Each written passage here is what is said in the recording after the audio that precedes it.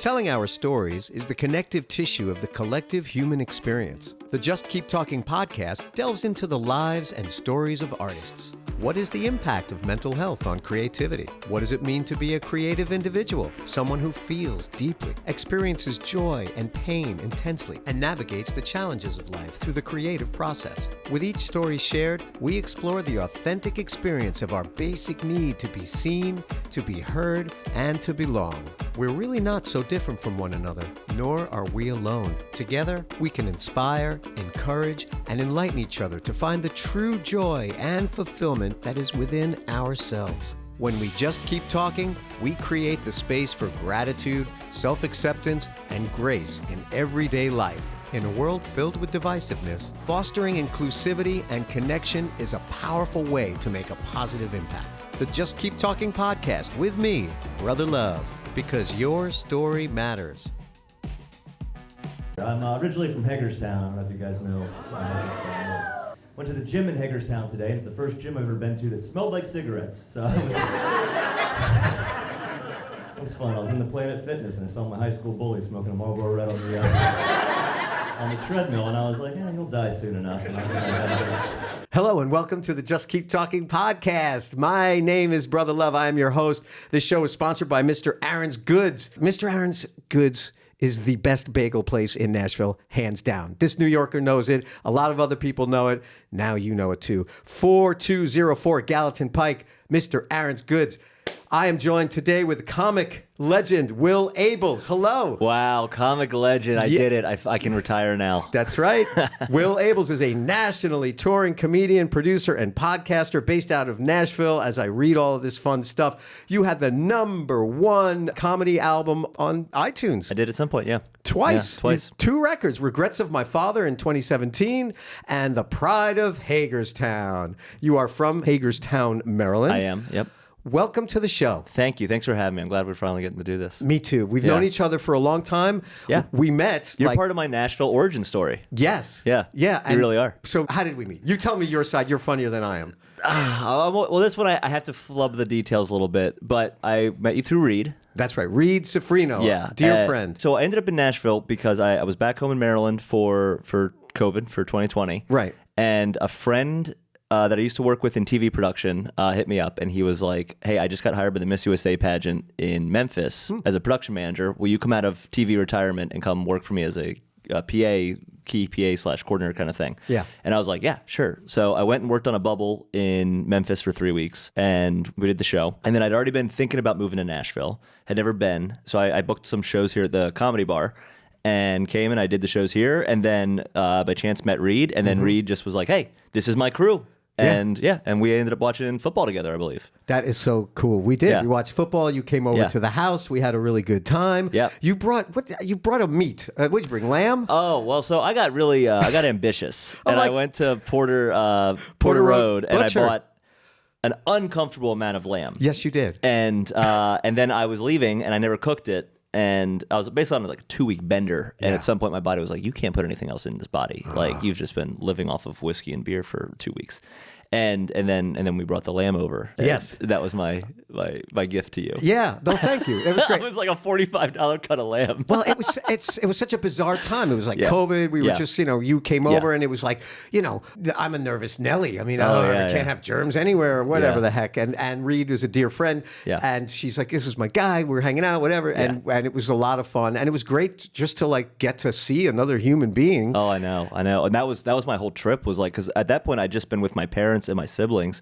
My siblings had gone back to college, and we live out in like my parents have like their house is on like 36 acres of farmland. Nice. So we were like really just out there that whole time. Yeah. And so that was my like, oh, city life, I'm back. Yeah, that's so cool. And I remember just like, such a judgmental schmuck that I am. I remember him leaving being like, "He's kind of funny. I don't know." Yeah, that's but fair. You're that's expected fair. to be funny as a comic, aren't you? I am. I drive for Uber as a supplement of income. Damn right. To make up for the shows. Yeah, I'll get that a lot when they like put together I'm a stand-up or I mention it or whatever it is, and they're always like, "Oh, tell me a joke." Right. And there are some stories that you just kind of go, "Well, I can be silly, I can be funny." But for the most part, I'm like, I'm not gonna do the act. Right. Yeah. Well, because it is an act. Yeah. It's an okay. act. Like would you consider yourself just a funny person just in life, daily, going to the store, hanging out. Maybe you're standing next to somebody online and something happens and you can just kind of like quip real quick to the person that you don't know at all.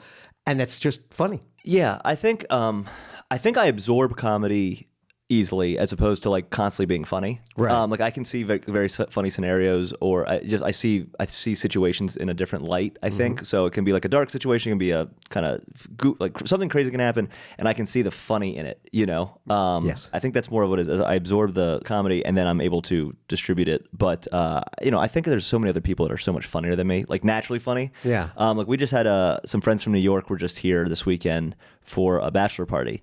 And a couple of us used to work together at Letterman, at the Late Show with David Letterman. Yeah. And one of them's also named Will, and his name's Will Temper. And Will Temper is, in my opinion, one of the funniest humans on, like just, he doesn't do stand-up, but he is just naturally funny. And that's the kind of person I go, oh, that's a person that could be funny all the time, whatever. Right. But I can also see what he's doing and absorb it and be like, all right, now where do I go put this? You know? Yeah. That's what I'm really good at. That's great. So, because I'm a funny person in life. Yes, you are. Thank you. And I've tried to translate this a bit. So I host a segment on Lightning 100. I have to think about this. I host Nashville Sunday Night at 3rd and What's Lindsley. my job? Yeah, exactly. What do I do? We're all just trying to figure it out. Yeah. But at 3rd and Lindsley in Nashville, Tennessee, and it's been a long-running show for a million years, and it's just perfect. It's great. There's live bands from 7 to 9, right? So we're a live broadcast from 7 to 7:40 is the opener, and from 8 to 9 is the main act. So there's time beforehand, there's time in the middle. So I'm like, well, let me warm up the crowd a little. Let me yap at the audience. And I'm thinking, okay, I'm in line at the store and something funny happens, or my neighbor whose name is Larry, and I serve him. He's 85, and he called me and he said, I'm having a hard time trying to find the dial tone on my phone. And I'm like, how do I explain that there's no dial tones on the phone? Yeah. Like, I have no idea. He's like doing the rotary phone on his on his cell phone. I wish. He has the nicest, newest iPhone in the world. That should be an option. It should be. You're right. Well, I have an app for that. But I know that things strike me as funny. I like to be funny, and I enjoy making people laugh. And I just see the humor in life. Even though inside I am crying, I'm as comic as they get. I mean, I'm like dying inside. Yeah, of course. The sad clown. Yes, the sad clown. That being said, when I go up and say, all right, I'm going to warm up the audience, and it's off air, okay? So I'm not on the radio, but I'm in the club. I'm getting the wet dream of a performer. Yeah. There's people there. It's built in. Do the thing that you want to do. And I go up there and then I start and I'm like, all right, that might have been 5 minutes, right? It was 12 seconds. 12 seconds. The story of our lives. Not funny, horrible, like to the point where I'm about to like yell at the audience. Why don't you get what I'm saying? Like, come on, it's hilarious. You know, I know I didn't give you any context or any build up or any details, but come on, you get it. What an art form. I look up to folks like you that get up there night in and night out and really, because I can work the crowd as a performer, as a singer. In between songs, my banter is just fine. Like I have no problem talking to 1,000 people and literally like we are all one communal family at the end of every sentence between each song. But I went up there and I was like, this will be funny. These are good stories. And I'm not telling jokes, but I'm telling stories. I did get a good laugh last weekend, and it was the first time ever, so I'm going to keep trying it. And that's the little taste you needed. You just needed that, and now you're going to chase it forever. That's what it does. That's what it does to you. So what type of comic would you say you are? I don't think you're a joke teller necessarily, right? No, joke writer? I'm not like a one-liner or anything. I envy one-liners so much because it's just it's so difficult to do, and it's really hard to build an act around it. Yeah. Like when I actually see a headliner that's doing one-liners, I'm like blown away because I'm like, that is so much. Like that, you're doing so much material. Like there's so many jokes you have to do. So who's a one-liner joke teller that you love that we all know that? A guy named Shane Bianchi does a lot of one-liners out in L.A. Who? Shane Bianchi. He was here in Nashville, but he does a lot of, that's his kind of structure. Okay. He's great. Classically, like who else, like in the past? Like just so, what's the difference between a one-liner comic and somebody who... Oh, like Don Rickles was like a one-liner comic. Yes, he was. Yeah. But I do a lot of storytelling, and that's more my bread and butter. What I try and do is I try and base it in truth and then elaborate the story from there. So like some of the stories write themselves. I get really lucky, and they're just... I don't change much of the detail. Yeah. And then sometimes something happens and I go, okay, well that happened. How do I make it silly? And I'll go on a kind of a fantastical journey with it. Like I had a car accident. Now I have a whole joke about the perspective of the deer up in deer heaven having to explain to the other deer that he got hit by a comic driving a hybrid. Like just like of all the ways a deer can go, and those deer has to be like, if I got him comic driving a hybrid, Yeah. And I like the idea of going up to deer heaven. I just think that's such a funny concept, just a bunch of deer sitting around talking about how they got up there, And then do they see headlights up there?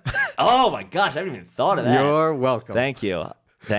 It is funny. That is one of those jokes too that it does write itself, and that like I'll bring it up to other comics and they always add something. Right. Like I had the original version and then I sent it to a comic up in Cincinnati to see if I could open for them, and they watched the tape and they said, "Oh my God, so funny! You should add this." And then they added one of them run over grandma after the Christmas party. Yes, like just things like that. It's like so simple, and I actually enjoy it because it's just one of those fun ones. But that's one that I just took like a tough situation of getting into a car accident, and I said, all right, where's the silly, where's the fun? Yeah. And I'll do a little bit of writing that way as well. But I do really appreciate when the jokes just genuinely right. Like it's a brand new one. I just started it out for the first time last night. But I went to a NASCAR event on Sunday. Right. And honestly, this is completely true. I got hit by shrapnel. I got hit by pieces of the car flew off the track and it hit me. But obviously it was not a big deal because I wouldn't be here if it was like a big deal. But something like hit me in the arm, and what went in my head was like, oh, should I see a doctor? I should ask if there's a doctor around me. And then I was like, wait, I'm at a NASCAR event. Like, best I'm gonna get is a GED. Like, I'm not getting a doctor. Like maybe a dentist, from Florida, but I'm not gonna get a doctor. No, and you're not gonna find any ointment to put on. So just put some motor oil. Well, no, I was thinking more Mountain Dew. Oh yeah, just put like straight up Code Red. Straight up Mountain Dew on it. It'll clear up anything you got wrong. But that was one that, like, the second it happened, the joke started writing itself. I was like, I yelled out, "I'm hit!"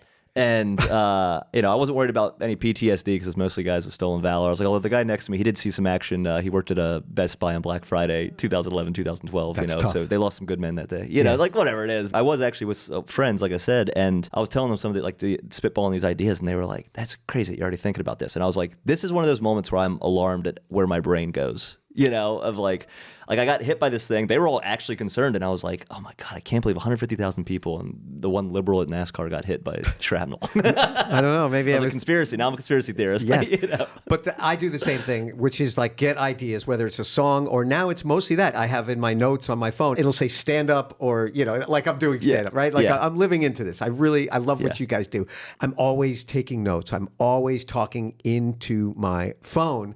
Good. And obviously it doesn't always pick it up right. So I can't legibly. Oh, you can't hear yourself? I can't read what I'm writing. A lot of times it's just notepad.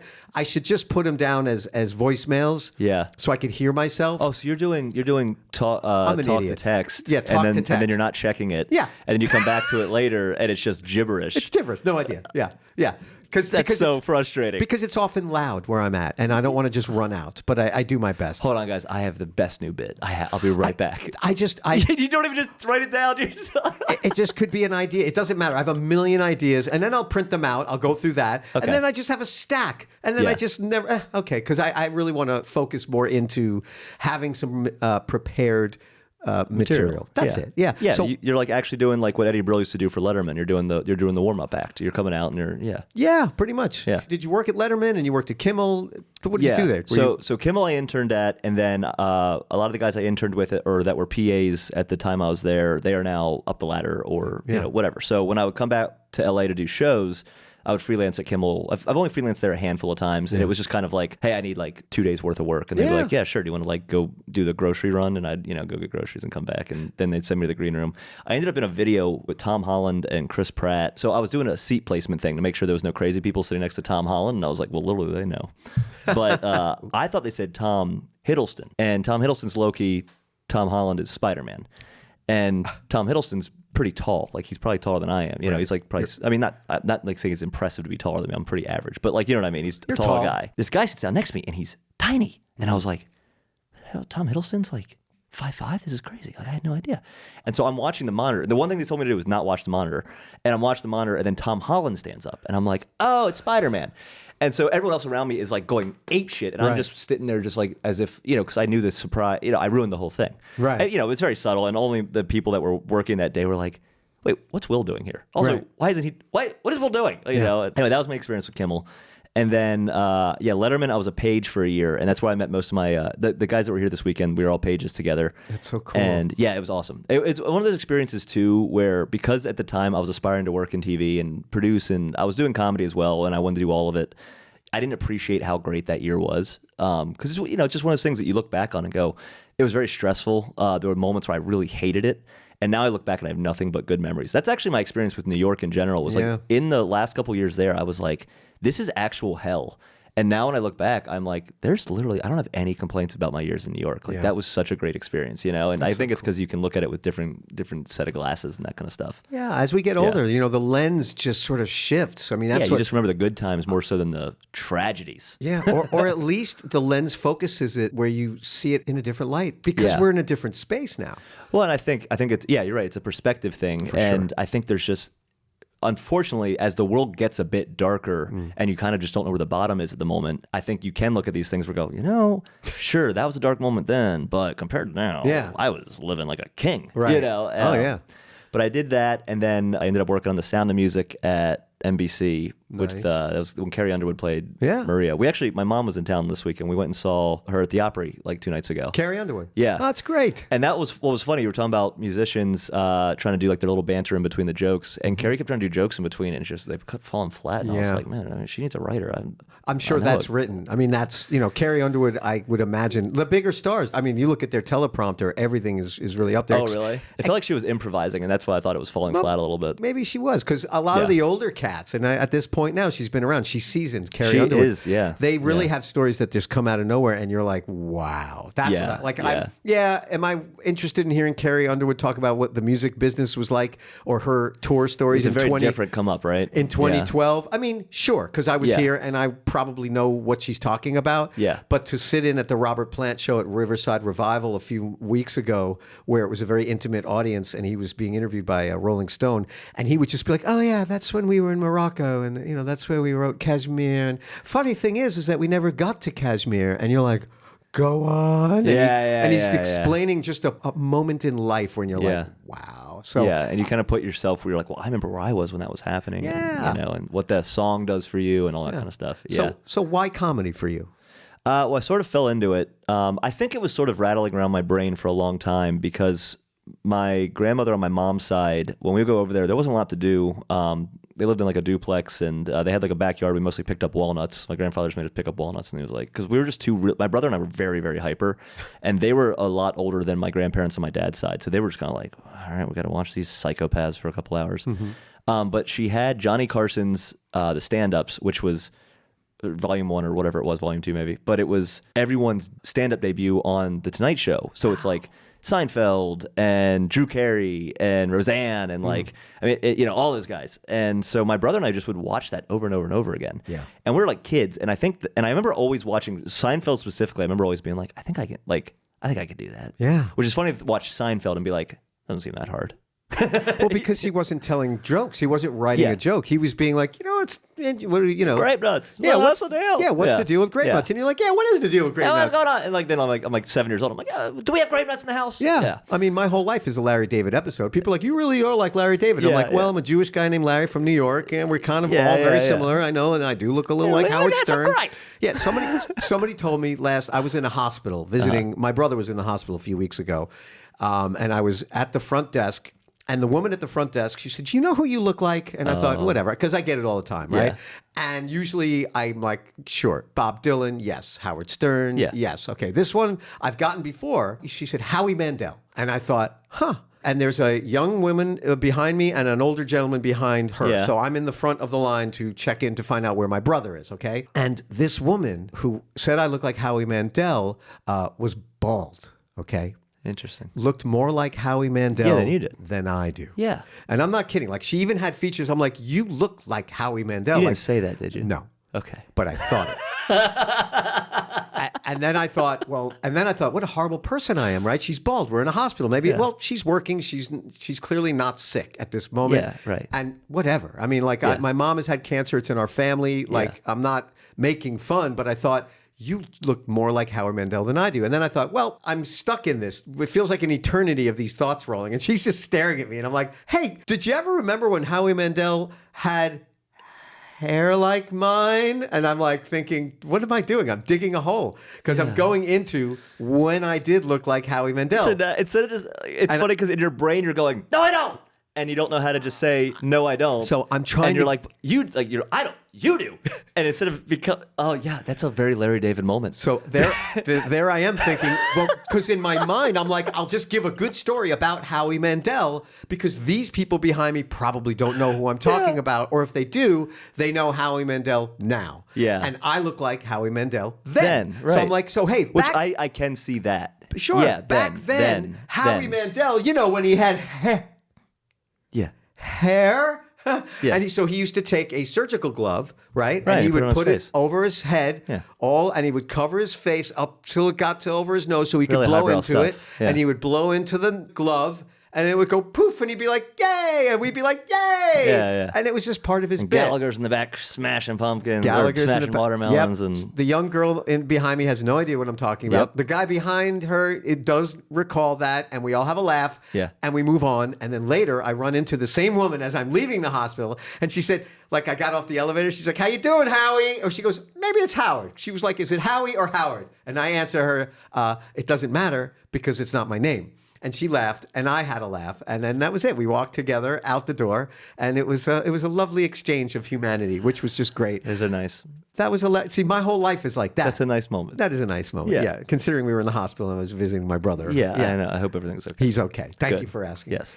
So comics to me are either one of two categories, which is the complete raging alcoholic Yep. and then completely sober. Yeah.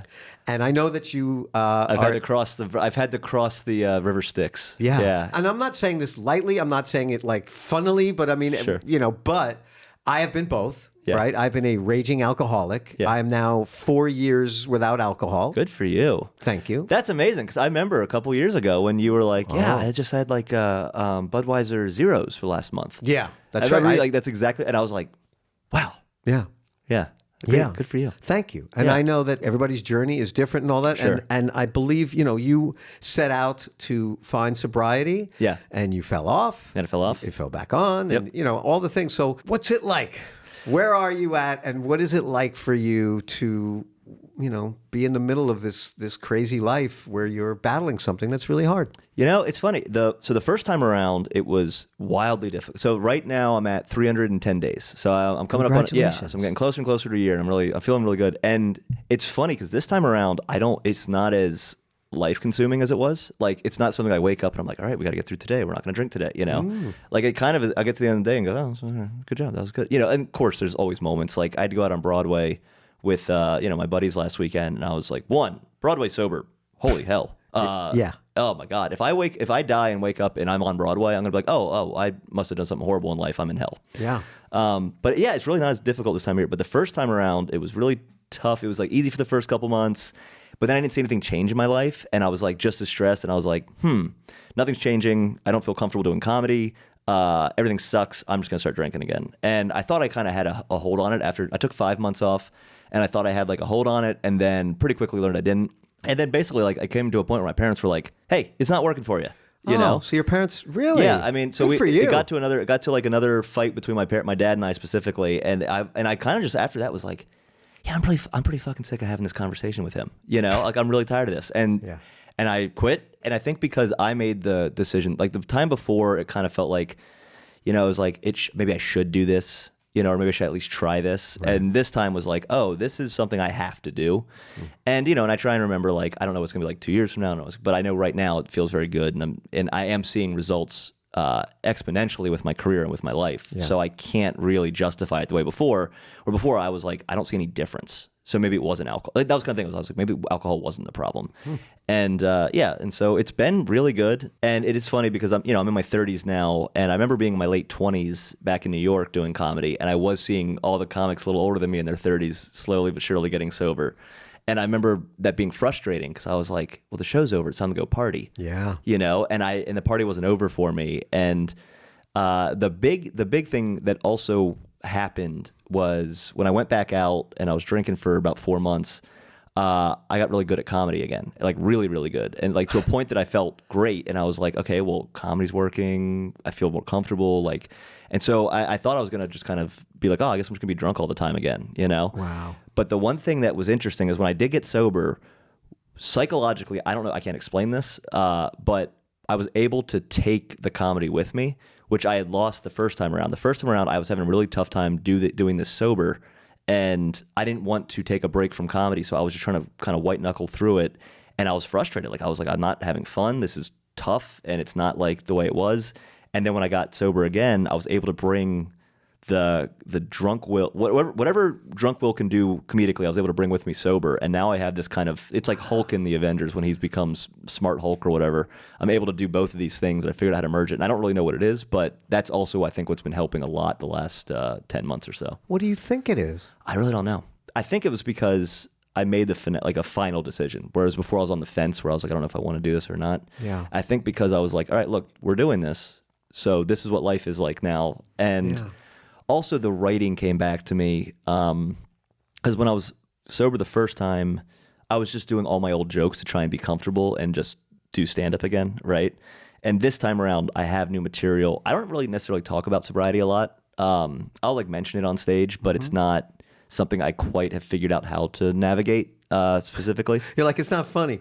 Yeah, it's not. And like most people can't stand hearing sober people because all they do is talk about being sober. That's true. And so I've made fun of that a little bit. Like I'm trying to work the joke out where it's like, because I do get this question where they're like, oh, do you think you had a problem or did you just not like drinking? And I'm like, not like drinking? What are you, sociopath? Like, what are you talking about? Right. You know? Right. Like, and figure out that route of like, what do you like remembering every stupid thing you've ever done? Like that was the one saving grace. At least I didn't remember it happening, you know? Yeah, that's what they say, or we say, or they say. It's been said is that, you know, the good news is that you remember everything. The bad news is that you remember everything. Or maybe it's the other way around. The bad news is you remember everything. Yeah. Right. Yeah, but it's been a really good experience this time around. And I can't explain what happened and that I got to bring it with me. But I'm really thankful that happened. And yeah, I'm going to hold on to it for as long as I can. That's phenomenal. Because when I quit, man, I was like, can I do it all? Can I do anything? Because I was down to the point where I'm like, all right, showtime. If I have this much of like this alcohol, yeah, it's like a science, with right? this much of that shot, and then like maybe this much of a cigarette, and you know,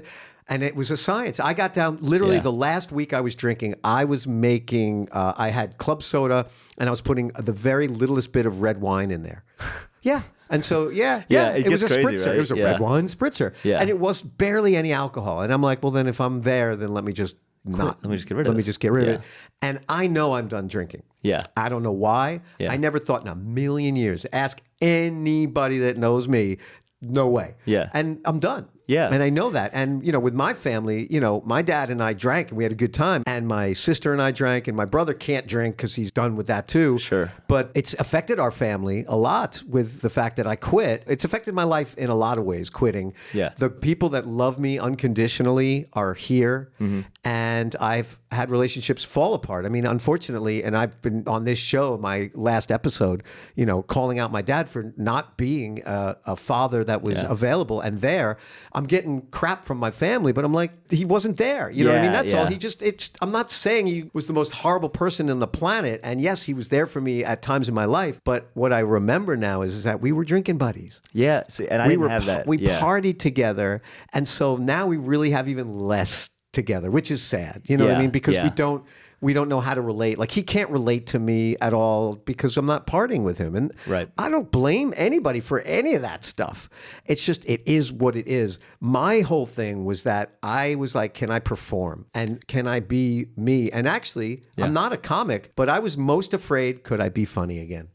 Yeah, well, because your personality is so tied into it, right? Yeah. And, you know, it's fun because what's interesting now is the people pleaser in me is like slowly dying because a lot of it was just alcohol and being like, all right, well, I can be around this as long as I have a drink, right? Yes. And I have very little to do with the Nashville comedy scene. And part of it's because I don't have drinking anymore. And I'm like, I don't want to put up with this. Yeah. And I could do it when I was just getting blackout drunk, you know? And now that I don't have that, I'm like, I'm not putting up with any of this.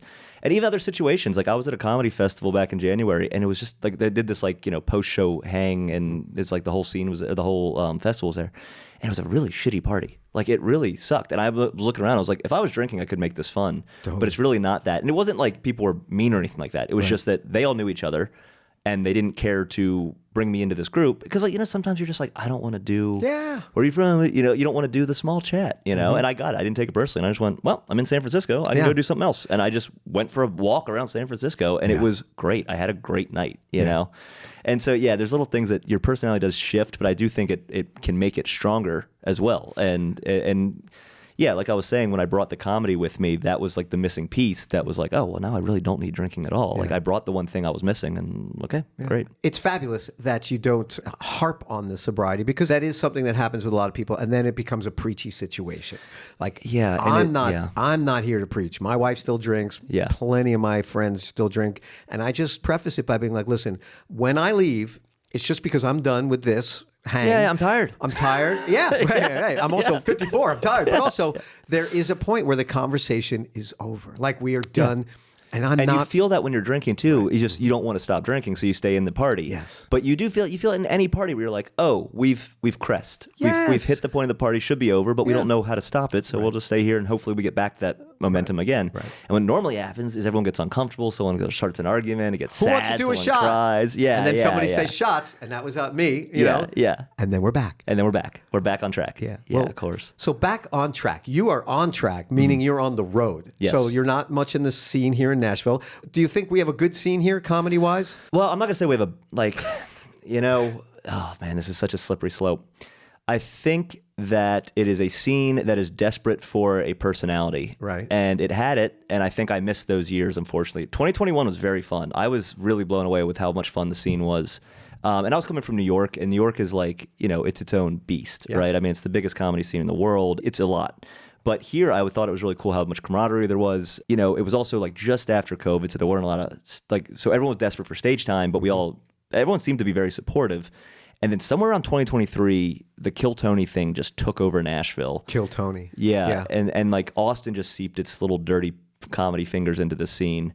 And then Bargatze, it's great having him here, but he's doing Nate Bargatze. You comics, just so you know, folks are listening. Comics never say the first name of the person who's a comic. You guys just don't respect each other. I get it. Well, no, also because there's a lot more Nates than there are Bargatzes. I know, I'm kidding. Yeah.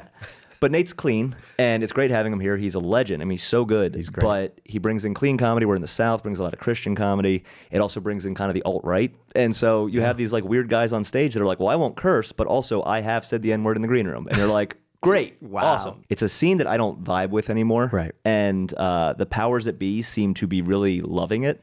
And so I'm like, well, I don't love this. So, I'm doing my thing now. I run a couple of my own shows, but I stay on the road mostly. And Nashville is great for that. Awesome. And yeah, I still enjoy the city for what it is. I enjoy my friend group and all that kind of stuff. Yeah. But the comedy scene, I'm just like, well, there's also just no shows. And I don't think that's any one person I don't think it's anyone's fault. It makes sense because Zanies wants to be the only club in town. Right. They want to be the only, the only house that you can go into. So it makes sense that no one's starting shows because if you just have mics, then there's only one stage that you want to graduate to. Sure. And so I understand why the indie scene always kind of has these rises and falls and all that kind of stuff. But it doesn't seem like anyone's really picked it up to try and make a new show. I mean, I'm doing Strega tonight. I'm doing a bar show tonight. So there are shows that exist. Yeah. But I think Nashville had a moment to really break in as a top 5 comedy scene. Yeah. And I think because Nate didn't open a club, because the second club hasn't really moved in here, I think it's always going to kind of stay where it is, where it's a great feeder program. It produces a lot of good comics. But I don't think it is a sustainable one scene. Right. It can't be its own conglomerate kind of thing. Like Austin can be its own thing now. Now Austin's competing with New York and LA. Wow. And I don't think Nashville can quite do that, but it can produce comics that can go compete in those markets. Right. Yeah. Well, I mean, which leads us to you're a touring artist. I mean, Nashville is perfect for that. That's why all of us live here, really. We came here to play music. Yeah. It's a centralized place. And the music scene, is you can find everything here, right? It was always country music. People didn't know there was rock and roll. I have been in a rock and roll band for over 10 years. It's like there's a massive rap scene. Right. I mean, things, but it wasn't always that way. And these are all recent developments that we have every style of music because we have every type of person here. Right. That being said, you make your living being on the road. So now these days you've been on the And Nobody Likes Will Abeles 2026 tour. Yep. Now, touring for a band or an artist is a lot of things, but there is community involved in all of that. I never know how you comics do it. As far as you're on the road, you tour by yourself. Yeah. You get in your car. I remember I had plenty of friends back in New York, the Keith and the Girls show, Keith Malley, a comic, a lot of friends that would just be like, all right, I got to get out of here. I'm driving to Cleveland tonight. I'm like, wow, you're getting in your car and you're going to drive all the way by yourself. Yeah. It feels like the most lonely existence that I could ever imagine. Yeah, it is. I mean, it's a lot of self-reflection. Yes. Well, the other thing about the road, and I have plenty of gripes about social media, we all do, but I will say it has made the world a bit smaller, and so there is a community of comics that work on the road, and so the community comes from like, oh, I'm going to Dallas, I'm going to see so-and-so, or Right. I'm going to, like when I go to Portland, Maine, I always stay with my friend Ovid. Ovid's not a comic, but he owns a couple bars up there. We went to college together. Yeah. But it's like you have these people, and like it's not just comedy, it's, people in general, like from my life. But that's what I like about the road is it's very rare I go into a scene and I'm completely alone. Like Good. Minneapolis was the first time in a while that I kind of went up there and I was like, oh, I don't really know anybody. But again, because I'm not drinking, I find other ways to bide my time, and so I just explore cities. I go to museums. I do like a lot of stuff now, and I've actually found a lot of comfort in being alone. Where before it would kind of drive me crazy. So I'd like be in my car for 8 hours getting to wherever I'm going, Right. and then I get there, do the show, network as much as I could, and then be like, all right, well now I got to go party. And I also really enjoy meeting strangers, meeting new people, and hearing their stories and that kind of thing. And drinking in bars kind of makes that happen, you know. So I've lost a little bit of that, but I still find that like, it's easy to strike up a conversation with a stranger even when you're not drinking, And I'm comfortable in bars and all that kind of stuff. Yeah. But there are definitely days where you're like pretty alone and like, you're like, okay, well, all my friends don't get off work till 5 o'clock. I have no one to talk to. It's a 12-hour drive today. I got to wait till they get off work. Then I can make a phone call. Right. A lot of podcasts. Yeah. Listen to a lot of podcasts. Yeah. Another thing is, as lonely as it can be, what I do like about comedy is when the show goes bad, I know who I can blame. You know what I mean? Like I can look back on it and I have the time to reflect on the show and go, okay, where did I go wrong there? And there are times where you go, no, that was really just the wrong comic with the wrong audience. Right.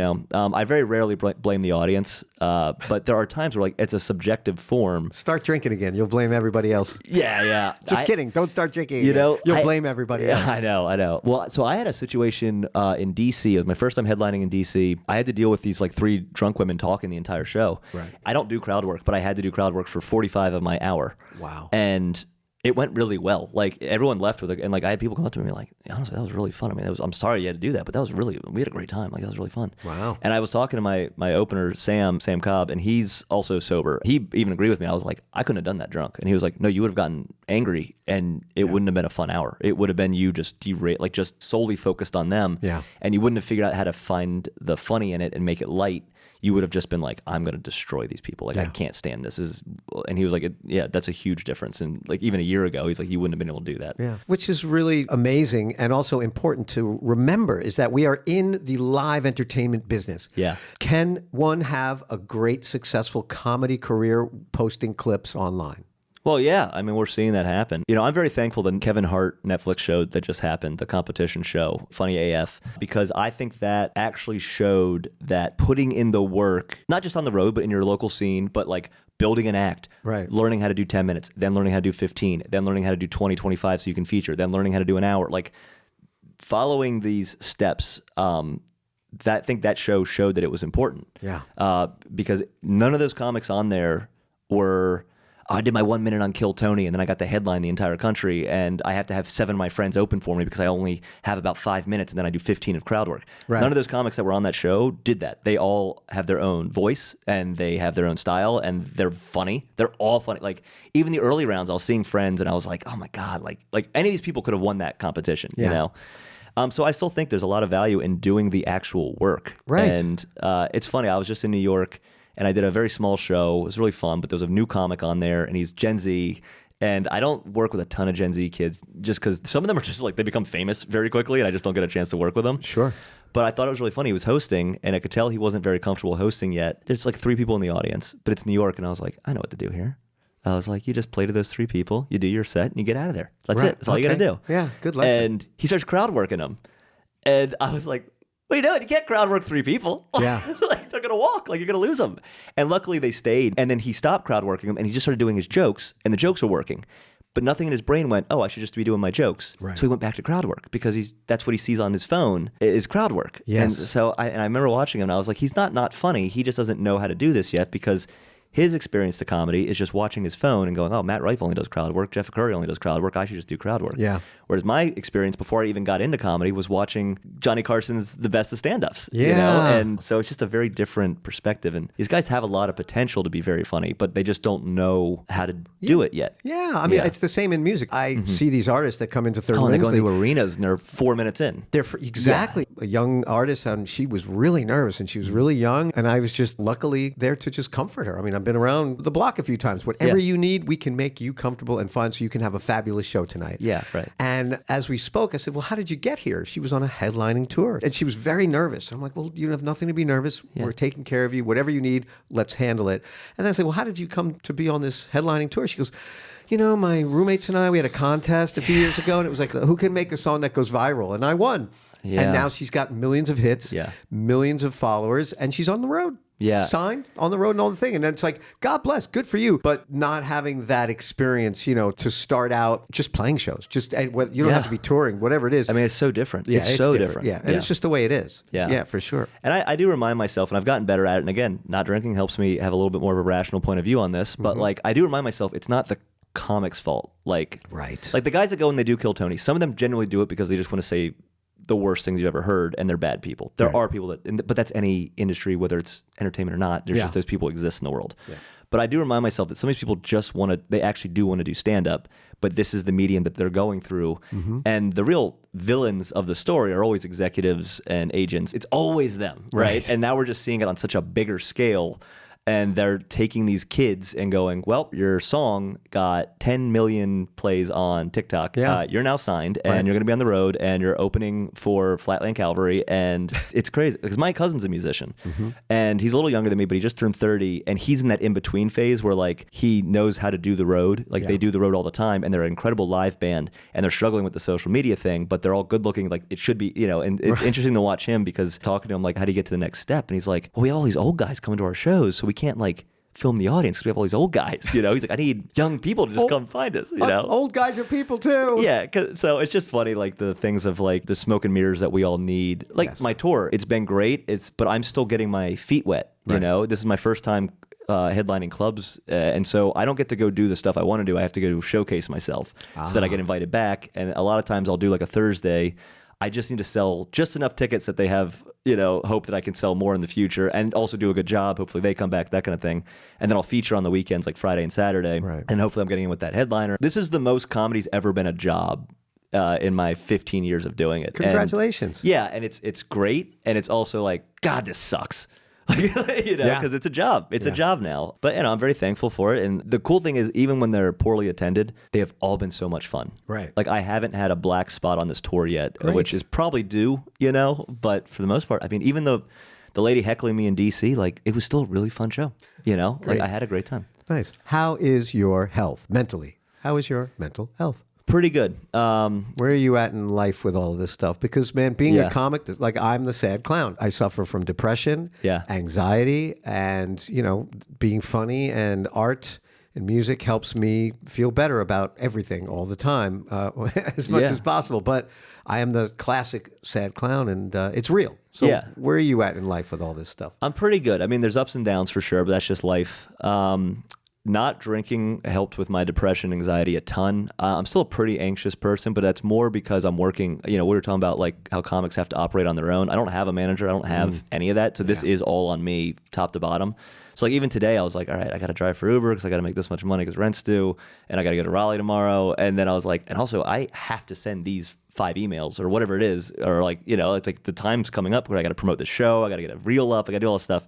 So the anxiety is still a little high, but when I quit drinking, I did not realize how much that was affecting my mental health in a very, very real way, and that it was getting so dark. And that was another reason I quit the first time. I was like, I can't keep feeling like this. Yeah. And then, then you have a couple drinks, you're like, oh, I kind of miss feeling like this though, and then you get back into the darkness and you're like, oh, right, that's where it can go. But no, my mental health's been really good. I've been in therapy for a while now, and it's still very helpful. And I got a lot of good family friends that just check in and all that kind of stuff. Yeah. And things are moving finally. And so, you wait so long for things to finally move, and you're like, when? When's it going to happen? And then all of a sudden it's just happening. It's already happening, yeah. Yeah, and it's cool because you see it happen to all your friends, and you go, oh, this is the thing that I saw them doing 3 years ago, whatever it is, and now I'm experiencing it, and it's cool. But my mental health's been pretty good, and the not drinking definitely helps with that a lot. Good for you. So, all right, this is great. What do you got going on? What's coming up? You're on the road. Give us some of the commercial, the Will Abeles commercial. So this Sunday, June 7th, I'll be at Good Nights Comedy Club in Raleigh. I'll be headlining there. It's my return. I'm excited for it. but I really hope the Stanley Cup doesn't affect it. That's been the very funny thing. You hope what? The Stanley Cup doesn't affect it. The Canes have made the Stanley Cup. And yes. I have had the unfortunate series of every town I go to, their sports team is doing very well. I had the Timberwolves playing in the NBA playoffs like a half mile from the club I was doing. I was thankful anyone showed up. Yeah. When someone told me like, yeah, the Canes made the Stanley Cup, I was like, we're on brand. Yeah. We're on brand. June 19th, I'll be at Dynasty Typewriter in LA. Nice. That's probably my biggest show to date. That one I'm stoked because it came together on a series of events that I gambled on myself, and the gamble paid off. It required other people to be very good at their jobs and be very good at comedy and be good at creating shows and that kind of stuff. But it put me on this little timeline, and I'm seeing, all the success I'm having is branching off of this little route that these guys set up for me. So I'm really excited about Dynasty Typewriter. And then the Lost Church in San Francisco will be June 26th. Cool. And then in July, I'm recording an album on July 31st. That'll be a day after a year sober. And I'm doing it Love and Exile. It's not like a entirely original album of new jokes. It's 7 stories. 5 of them I've done for a long time. 2 of them are new. But it was more that I've always wanted to do a vinyl. It's going to go straight to vinyl because I've always wanted to have one, and I want to sell it as merch. But also, I'm recording it because I think 5 of those stories really never got their time in the sun. Wow. And because my last special got like 10,000 views. Like, it's not to a point that I feel like I have to fully retire all of it. Right. So I'm kind of giving 5 of the stories I really enjoy their time in the sun, and I'll put that all up on YouTube and all that. But that'll be July 31st at Love and Exile. I'll be recording and taping all that. And that's in Nashville, Tennessee. That'll be in Love and Nashville. Exile. Yeah. That's fantastic. And when you're telling a story again, it's a new day. Yeah, it's a new crowd. I mean, everything has shifted. Yeah. So that's really wonderful. Yeah. I have a quick speed round of questions, okay? Okay. Great. What fascinates you, Will Abeles? History. History. Yeah. I love history as well. Yeah, I think it's wild how much we repeat ourselves, and I think timelines are so interesting. I think it's so interesting, the ripple effect of like you drop a stone and how far that goes. Mm-hmm. I can go down those rabbit holes for so long. That's so cool. Yeah. Oh, I love that. Me too. What angers you? What angers me besides the obvious political spectrum? Okay, I got something. Yeah. It just happened. I'm here in Laughlin Springs. I live here. Hey, if you have kids in your 30s and 40s, outside of the immediate family, it's not a communal effort to take care of your kids. So if they're in the crosswalk and there's cars honking and you're half a block down having a conversation on your walk, go get your kid. I'm not taking care of your kid. Yeah. Okay? That's what angers me. That happened yesterday, and some lady honked her horn at me and was like, hey, can you help that kid? I started to, and I went, no. Right. That's not my kid. I'm late to something. I'm late. No, I'm not being more late. Yeah. And then I look up and I see this lady just chatting, having a good time. And I get it. It's tough. It's tough to have kids. But they don't have them. Right. Or you step in and you help, and you take the kid by the hand to walk the kid across the street. I can't believe you touched my kid. No matter what. It's sometimes, we have to get involved if the kid was in trouble. I will say, to defend myself, I assessed the situation. The kid was not in peril. I wasn't like, oh yeah, there's trucks coming and it's lost control of its brakes and it's going to bear. I didn't leave the kid in the middle of the street. His sister was on one side. She was trying to beckon him to the other side. The kid was having a problem doing it. I did say, whose kids are these? Right. But the kid was fine. The kid was fine. The lady in the car needed to chill out. The mom needed to be a little closer. All right. What brings you joy? What brings me joy? Lord of the Rings. Always Lord of the Rings. Nice. Yeah, everything. I'm so glad it's having its moment. I think it took too long, but it's all over social media right now. It is. Oh yeah, very attractive women have learned that Lord of the Rings is awesome, and I was like, where is this? 15 years ago, but it's back. It's all over social media, and I love it. And I'll just be watching clips, and I start even little memes about it, and it cracks me up. I love it. Yeah, nice. If you had a magic wand, Will Abeles, and you could fix anything or change anything to your liking, what would it be? I used to think that I wish I could go back and get sober earlier, but I think the experiences I had the 15 years prior, I don't think I would be the person I am now if I didn't have those experiences. Mm-hmm. So that's not something I'd like to fix. I don't really know. I don't believe in changing the past. There's plenty of mistakes I've made. I would like to fix very minor mistakes, just relationships and that kind of stuff. Mm-hmm. But I really don't think there's much I want to change. But what about now? Something that right now you could change it. Oh, I would never buy these Kirkland cold brew coffees. This ice brew coffee is truly disgusting. If I could change it, I would add half and half to it. Okay. I would add some cream. So something small. Yeah. See, that's good. Every small step leads to something. Right? All right. Now the big one. Will Abeles, toilet paper over the roll or under the roll? Under the roll being tucked behind? No, over the roll. Yes. Over the roll. Yeah, right. Yeah, I know. Have you ever been in a bathroom and you switch it? all the time. Yeah, I'll do it. Like, I forget. I was at a bar near here, and I was in there, and I was like, oh, can't come this place again. I change the toilet paper often at people's homes, Yeah. and just to see if they notice, and they never really care. Why? Because the Yeah. ones that don't notice it are the ones that don't care, and that's Yeah. fine. I'm a maniac. I care, and I care about Will Abeles. Will Abeles, where do we find you? You can find me on Instagram at Will Abeles Comedy. That's also my TikTok and YouTube. Facebook, if you're on Facebook, it's also just Will Abeles on Facebook. Yeah. You know, I promote stuff on there, but Instagram is my bread and butter. So that's at Will Abeles Comedy. That's fantastic. You are a wonderful guy. Thank you. You're welcome. A funny guy. You're on the road. Nobody likes Will Abeles' 2026 tour. Thanks for being on the Just Keep Talking podcast, man. Thanks for having me. This was so much fun. I really appreciate it. Yeah, my name is Brother Love. Your story matters, folks. Will Abeles, man. Check him out. Until next time, we'll see you soon. Bye. You can personally support this show simply by clicking the tip link in the show notes. The Just Keep Talking podcast is now available on all podcast platforms. Please like, share, and subscribe. Visit our website at justkeeptalking.com, our YouTube channel at Just Keep Talking Podcast, and Instagram at The Just Keep Talking Podcast. We all just want to be seen, to be heard, and to belong. Thank you so much for supporting my mission and the Just Keep Talking Podcast with me, Brother Love, because your story matters.